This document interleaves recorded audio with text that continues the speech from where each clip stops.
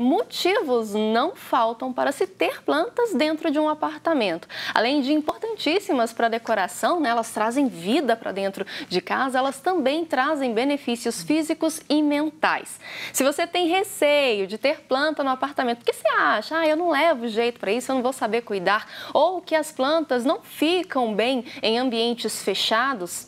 Esse momento é seu, meu amigo, minha amiga. Agora a gente vai, então, conversar com a repórter Ana Luísa Elisiário, que foi até uma floricultura aqui de BH e vai mostrar pra gente, então, algumas plantas. Ana, você sempre aparece em ambientes muito bonitos, muito verdes. Tá lindo esse cenário aí. Você tá numa floricultura aqui no Buritis, né? Para falar sobre plantas que a gente pode ter dentro de apartamento. Bem-vinda, bom dia! Bom dia, Vá. Bom dia para você, para o Tiago e para todo mundo que está aí acompanhando o Manhã da Piedade. Eu vim aqui no Horto dos Buritis, uma floricultura aqui no bairro Buritis, para conversar com o Giovanni um pouquinho aí sobre essa questão das plantas, Vá. Giovanni, me conta aqui. A gente veio, a gente está com várias plantas aqui atrás. Na pandemia, a gente viu que as pessoas começaram a tomar mais gosto aí pelas plantas. Me conta um pouquinho disso. A pandemia foi meio que um fenômeno, assim, né, para essa área de plantas, como outras áreas também. Mas como a galera teve esse instinto, assim, de buscar, a olhar para detalhes, principalmente dentro de casa, que não olhava antes, né? Às vezes via ali que estava faltando alguma coisa e a galera encontrou na planta tanto essa questão para modificar o ambiente, quanto uma interatividade ali também, uma opção ali de lazer, de terapia também, que a gente precisava muito, né? No início da pandemia, principalmente. Então, a galera achou nas plantas esse refúgio. E muita gente que não fazia a menor ideia de como que era cuidar de plantas começou a se interessar e tal. E a gente também se aprimorou aqui para poder entregar um conteúdo legal para a galera também, porque a demanda aumentou muito. Realmente foi uma necessidade que a galera sentiu e as plantas vieram para suprir mesmo, assim, uma demanda psicológica mesmo, né? Tanto psicológica quanto de lazer também, e funcionou muito bem. Quem entrou nessa área e tomou gosto e continua até hoje. Está sendo muito legal. Giovanni, agora eu vou perguntar aqui para a Vanessa e para o Tiago se eles, na pandemia, começaram a mexer com plantas. Vocês começaram, gente? Comecei, Ana. Transformei minha casa numa floresta. Coloquei samambaia, jiboia, mas descobri que a samambaia não vai muito com a minha cara. Tem isso mesmo? A planta depende aí da pessoa que vai cuidar? Aproveita e pergunta para o Giovanni, porque eu fiquei tão triste, a samambaia estava tão bonita. E foi embora. A Vanessa está perguntando se depende da pessoa aí para a planta sobreviver.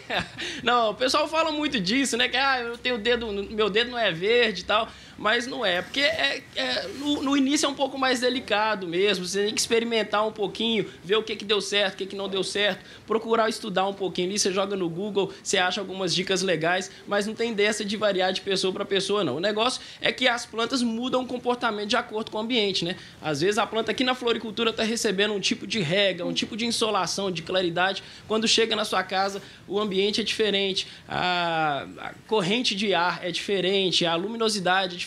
Então isso influencia. Você tem que ter atenção para o início desses primeiros dias da planta na sua casa para ver como que ela vai reagir sem negligenciar os pontos mais importantes para a planta, né? Mas não tem essa de dedo podre, não, que a gente sempre dá algumas dicas legais aqui também para ajudar quem tem mais dificuldade, que depois que pega o jeito vai embora.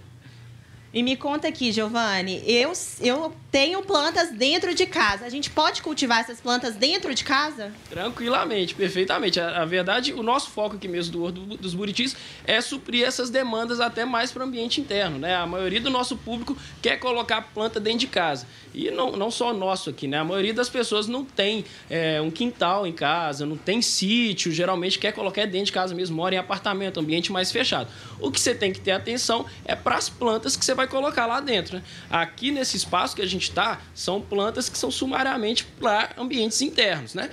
Você não pode negligenciar colocar a planta no breu, né? Naquele corredor ali do seu apartamento, ou tem gente que procura também colocar no hall do prédio ali, que você tem no máximo uma portinhola ali aberta, não vai ter muita claridade, a planta vai sofrer. Algumas vão resistir um pouco mais, mas a claridade é básico para qualquer planta. Entendeu? Você tem que respeitar algumas regras, tem que entender qual que é o comportamento daquela planta que você está adquirindo, tem que saber se aquela planta que você quer muito é o ideal para esse ambiente interno.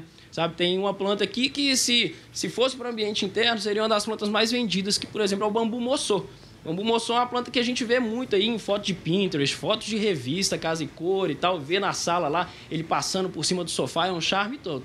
Só que o bambu moçô natural é impossível de você cultivar ele dentro de casa. Se você tiver uma varanda ali virada para a face certa, né, você vai ter uma insolação até o ideal ali, mas ele precisa de no mínimo umas 5 horas de sol. Então a galera vem aqui e fala, não, eu queria colocar um bambu moçô dentro de casa. A gente fala, ó, não dá certo.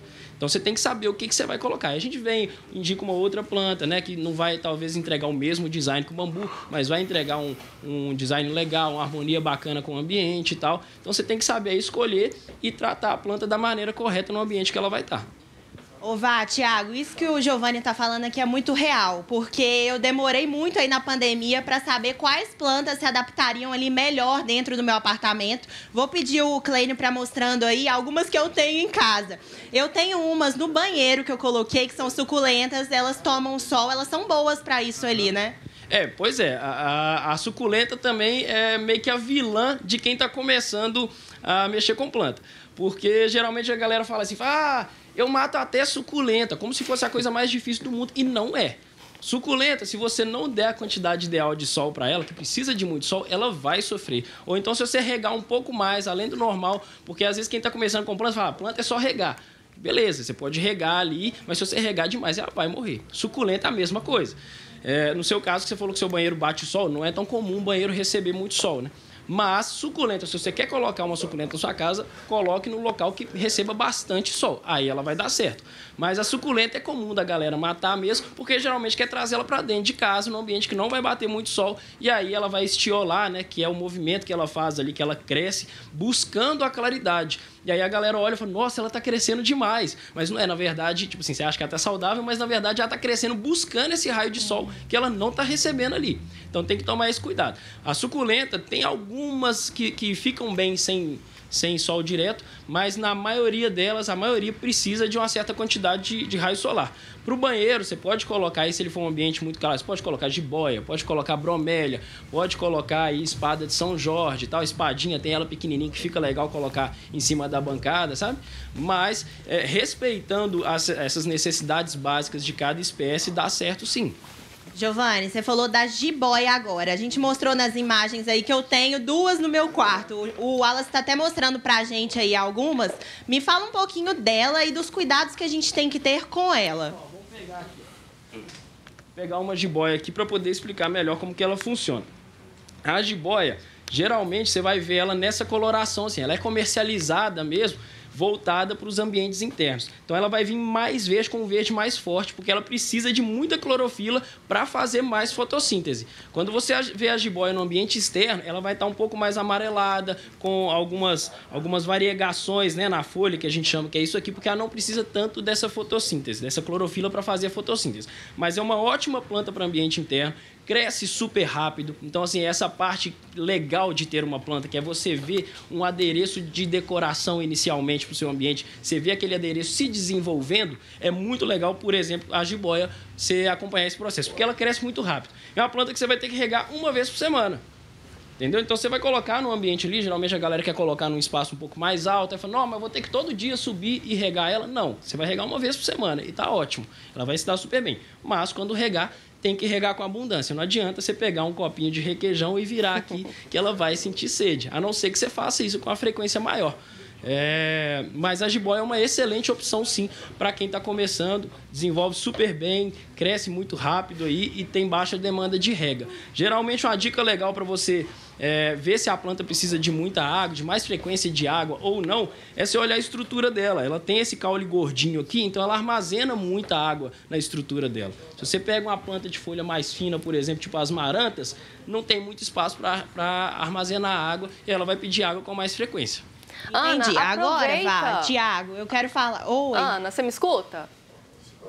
Sim, né? Aproveita que o Giovanni virou aí, mostrou, né? A maranta, já pegou uma jiboia. Pede para ele mostrar mais algumas espécies de plantas que são fáceis para quem quer começar a cultivar plantas dentro do apartamento, né? Levando em consideração aí essa limitação de espaço. Giovanni, vamos mostrar aqui algumas que são fáceis aí para cuidar dentro de casa. A Vanessa falou a da amaranta, né, que você falou agora. Ela tem várias tonalidades também, né? Tem essa amaranta aqui, essas outras aqui. Fala um pouquinho delas pra gente, por favor. As marantas são bem legais, são bem procuradas justamente por essa variedade de texturas, né, que elas entregam. Essa aqui é a amaranta pavão ou amaranta macoiana para os mais técnicos. Tem essa textura diferente, né, essa paginação nas folhagens. Tem a amaranta triostar também, que é a mais famosa. Eu sou apaixonado com ela, tenho até tatuada. Mas elas são plantas um pouco mais delicadas, justamente porque pedem uma frequência de rega um pouco maior. Em tempos tipo o inverno, agora que estava muito seco, elas costumam sentir, por exemplo, igual tá essa aqui, ó. Isso aqui é baixa umidade no ambiente que ela tá. Para evitar que isso aconteça, é importante todo dia você borrifar um pouquinho de água nas folhas dela. Não necessariamente regar, mas borrifar água nas folhas para manter a umidade. Então a amaranta, eu não colocaria ela nesse rol aí das fáceis de cuidar, porque ela tem uma demanda de rega um pouco maior e exige essa atenção aí com a umidade. Mas elas são muito procuradas assim, é fácil de pegar a manha. Eu mesmo já matei uma dessa aqui, mas estou com uma lá em casa hoje que está dando super certo. Então assim, é questão de experimentar, aceitar que você vai errar um pouquinho às vezes e tentar de novo. Mas as marantas fazem muito sucesso. Tem essas aqui que é a triostar, essa aqui é a macoiana. Tem essa que parece a macoiana, mas ela tem as folhas mais espichadinhas, chamadas de maranta cascavel. E elas têm um movimento muito legal que é de rezar. Chega no final do dia, elas ficam com as folhas bem em pezinho assim, parecendo que estão juntando as mãos para rezar. São chamadas também de rezadeiras, são bem legais. Agora falando uma aqui, da begônia maculata. Eu já quase matei uma. Podei ela e agora eu tô com uma que tá bonita. Vamos falar dela, porque na pandemia, Tiago, não sei se vocês viram, foi um boom, assim, dessa planta no meio da pandemia. Me conta disso também. A begônia maculata é um fenômeno, assim. A gente brinca que ela é o Neymar das plantas, porque todo mundo quer ela em casa. Hoje ela já tá mais popular, até mesmo porque tá mais acessível também. Mas a begônia maculata, ela é nativa do Brasil, mas não desse jeito. A versão original dela não é exatamente assim. Ela foi levada para a Europa e aí ela sofreu algumas modificações lá e veio com essa estrutura, essa coloração, essa formação das folhagens. Por conta disso, a gente pagava royalties dela para ser comercializada aqui. Até pouco tempo atrás, a gente tinha um produtor dela só aqui no Brasil. No início da pandemia, a gente comercializava essa planta aqui a R$450 e dava fila. Todo mundo queria essa planta, todo mundo era doido com ela, dava fila. Hoje ela já está bem mais em conta porque ficou mais acessível mesmo. Teve outros produtores que entraram no mercado, né? A demanda foi suprimida aí também e tal. Mas ela é muito bonita, muito fácil de cuidar, inclusive. A gente recomenda regar também uma vez por semana. Cresce muito rápido, dá uma flor muito linda também, se tomar uma incidência certinha de sol. Então é uma planta que realmente é encantadora, né? Ela tem uma paginação muito legal nas folhagens, chama muita atenção. Agora vamos aproveitar aqui, que esse neném lindo tá aqui, vou pedir o Wallace para mostrar ele, para falar aqui da relação das plantas e dos pets e também com as crianças. Quais cuidados a gente deve tomar? Pois é, tem muita gente que preocupa mesmo, né? Juntar os dois, né? Pet e planta, ou pet e planta e criança. Mas, assim, se a gente for limitar a aquisição de plantas só para as plantas que não são tóxicas, que não são tecnicamente tóxicas, você vai reduzir muito a quantidade de plantas que você pode adquirir. De fato, apenas algumas plantas são muito tóxicas e aí a gente realmente não recomenda ficar no mesmo ambiente ou pelo menos que você posicione ela num lugar de difícil acesso. O caso que a gente mais vê incidente aqui é com a Comigo Ninguém Pode, que ela realmente é muito tóxica. E aí a gente já teve alguns relatos aqui de clientes que o bichinho acabou mordendo ali, teve que ir para o veterinário e tal. Para a gente também ela faz muito mal. Mas a maioria das plantas, se você for olhar tecnicamente, tem um certo nível de toxicidade. Ficus lirata, que muita gente compra. Própria jiboia. Deixa eu ver o que mais aqui. Árvore da felicidade, que a galera procura muito. 80% das plantas, gente, são tóxicas. Tem algum nível de toxicidade. Mas é difícil encontrar um caso que o animalzinho vai realmente passar mal com essas plantas. Não significa que você tem que negligenciar, né? Que você vai colocar a planta lá, se o animal comer bem, se não comer, amém. Você tem que mostrar para o animal nos primeiros momentos ali. A gente orienta que quando a planta chega em casa, é importante, nos primeiros dias ali, policiar a relação do animal com a planta, né? Falando, não deixar chegar muito perto, dar um sustinho nele ali se ele chegar perto demais. Mesma coisa com criança, né? Criança você não vai educar dessa forma, mas assim, não deixar chegar muito perto e tal. Mas não é um perigo tão grave quanto a maioria das pessoas pregam por aí, entendeu? Você não tem que preocupar só se é tóxica ou não, porque a grande maioria é mesmo, mas nem todas vão fazer tão mal assim quanto o pessoal fala aí, tecnicamente falando, né? Assim, um cientista, um biólogo, ele tem que falar realmente o que está ali no laudo, que é tóxica mesmo, mas não necessariamente vai fazer tão mal assim, entendeu? Para todos os casos, existem plantas que não são tóxicas mesmo, né? O caso das marantas, a gente tem uma variedade enorme de maranta, que elas não são tóxicas, as bromélias também não são tóxicas, samambaia, na verdade, samambaia tem um certo nível de toxicidade, mas é bem tranquilo, orquídea também não é tóxica, mas o resto, a grande maioria, principalmente as muito coloridas, tipo o cróton, né, que é essa aqui do nosso lado, tem um certo nível de toxicidade também. O negócio é você administrar ali a relação deles dentro de casa. Agora vamos falar de adubação. Enquanto a gente vai falando, eu vou pegar essa peperômia melancia, que eu já quase matei uma. Me fala um pouquinho de adubação aí. Tá, pois é. A adubação é o ponto de cuidado de plantas que a galera mais ignora, né? Acha que é aquela ideia de que planta é só regar e tá tudo bem. Não é. À medida que você vai regando, vai perdendo nutriente, né? A água vai tirando os nutrientes ali do substrato. A planta também, obviamente, vai absorvendo e você tem que repor. Fazer palhaçada. Você tem que repor esses nutrientes, não tem jeito. Então é importante você olhar na floricultura o substrato, o adubo ideal para aquela plantinha ali. Geralmente, né, com o aumento da tecnologia aí, você tem adubos que você pode colocar uma vez a cada 3 meses. Então, assim, não dá trabalho quase que nenhum. Você coloca na terra ali, ele vai sendo diluído lentamente, né, que a gente chama de osmocote, que ele é de liberação lenta. Então, assim, não tem motivo para você negligenciar essa necessidade da planta. Aí você fala, tá tomando um solzinho legal a minha planta, tô regando certinho e tal, mas você vai ver, a pessoa fala, você aduba? A última vez que eu adubei foi na Copa passada. Aí não tem jeito, a planta não vai sobreviver mesmo. A gente não sobrevive sem alimento, como é que a planta vai ficar sem também? Agora vamos falar aqui das paredes verticais. Oi, Vá. Só uma pergunta, já pra gente caminhar aqui pro encerramento, porque se deixar, a gente vai falando, porque é assunto que não acaba mais, né? Principalmente para quem gosta de cultivo de plantas. Com certeza. É assunto que não acaba mais. Só pede para ele dar uma sugestão de adubo, já que a gente estava falando de adubagem, adubos orgânicos, adubos que as pessoas possam fazer em casa para facilitar, né? Às vezes não quer comprar um adubo químico ou não quer usar apenas adubo químico, alguma coisa. Já ouvi falar, por exemplo, que casca de banana é bom para adubar. É verdade? Vamos falar que ela só quer saber dos adubos orgânicos, como casca de banana, ovo. Vamos falar bem rapidinho, só para a gente comentar também da parede vertical. Você indica esses adubos? Como que é?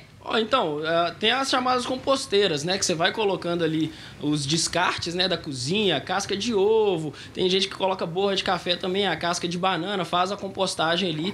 Mas dá certo sim, obviamente, né? Até para quem gosta mesmo desse contato ali, de mexer na terra, de estar cuidando ali direto e tal, é muito legal. Mas você também encontra o adubo orgânico na floricultura, ele já ali compactado, embalado, certinho também. Você pode usar tranquilamente, mas tem que entender, tem que lembrar que é a velha frase, né? A diferença do veneno para o antídoto é a dose. Se você adubar demais, é uma das coisas que matam a planta mais rápido.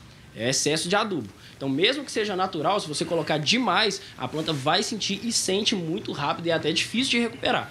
Mas você encontra adubos orgânicos também já embalados, já produzidos ali, que vai vir na dosagem ideal para você. Tem o bocashi, né, que é um adubo aí com uma tecnologia muito legal, porque ele é 100% orgânico e age tão rápido quanto um mineral, justamente porque ele tem os micro-organismos especiais que a gente chama, que faz o processamento daquela matéria orgânica para a planta liberar. Porque você colocar essa compostagem ali na planta, ela não vai absorver aquele ali por si só. Precisa das bactérias, né, aquelas colônias se formarem ali para liberar o nutriente para a planta absorver. E aí o bocashi ele entra justamente com esse diferencial, que ele tem essas bactérias que já vão fazendo esse processamento e a planta consegue absorver mais rápido. Ana, você enquanto falou ele já fala aqui um pouquinho do Horto dos Buritis, eu vou pedir para o Wallace mostrar a parede vertical, que é uma opção legal para dentro de casa.